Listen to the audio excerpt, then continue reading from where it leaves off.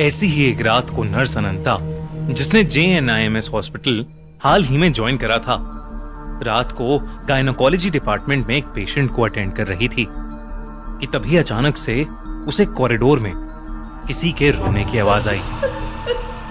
उसने सोचा कि इतनी रात को कौन रो रहा है, तो वो कॉरिडोर में जाकर चेक करने लगी। उसे कॉरिडोर में भी रोने की आवाज तो आ रही थी, लेकिन उसे कोई दिख नहीं रहा था। उसे ये सब बहुत अजीब लगा, तो वो कॉरिडोर में इस आवाज की ओर बढ़ने लगी। वो कॉरिडोर के एंड तक पहुंच गई, लेकिन पूरे कॉरिडोर में किसी इंसान का कोई नामो निशान नहीं था। अनंता घबराने लगी थी, क्योंकि आवाज और तेज होती जा रही थी और वहां कोई भी नहीं था।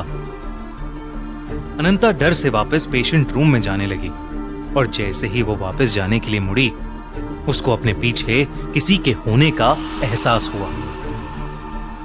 उसे लगा जैसे उसके पीछे कोई खड़ा है, लेकिन इससे पहले अनंता कुछ कर पाती, अचानक से उस कॉरिडोर की लाइट्स फ्लिकर होने लगी और उसके अगले ही सेकंड वो फ्लिकर होना बंद हो गई। अनंता को एहसास होने लगा कुछ तो जरूर कुछ अननेचुरल हो रहा है। रोने की आवाज बढ़ती गई, और जैसे ही अनंता ने पीछे मुड़कर देखा तो एक औरत पेशेंट के कपड़ों में वहां जमीन पर दीवार की तरफ मुड़कर बैठी हुई दीवार को रोते रोते स्क्रैच कर रही थी। वो बार बार बस यही बोल रही थी, मेरे साथ गलत हुआ मेरे साथ।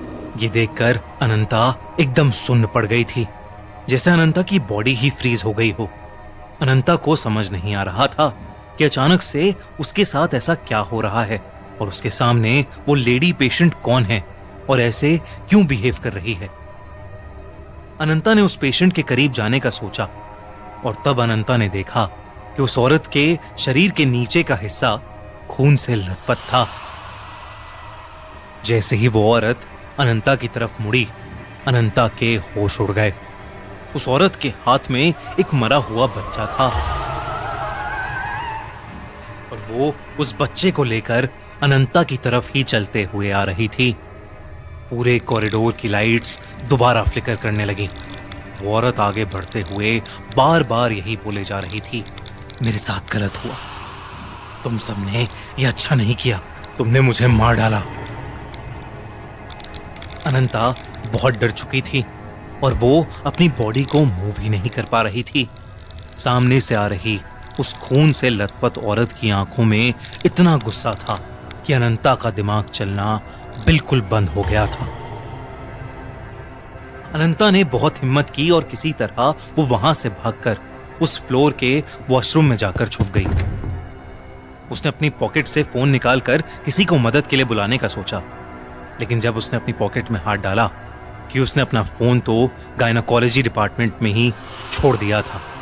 वो रात अनंता काफी देर तक अकेली ही उस वॉशरूम में डर के मारे छुपी हुई थी। उसे डर था कि बाहर उसका सामना उसी भयानक औरत से हो जाएगा।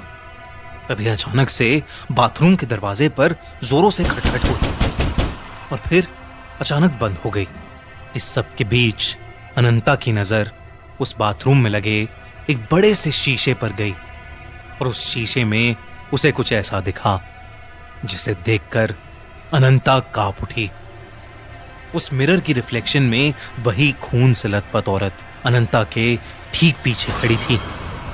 अनंता डर के मारे पीछे मुड़ी, लेकिन वहां कोई नहीं था।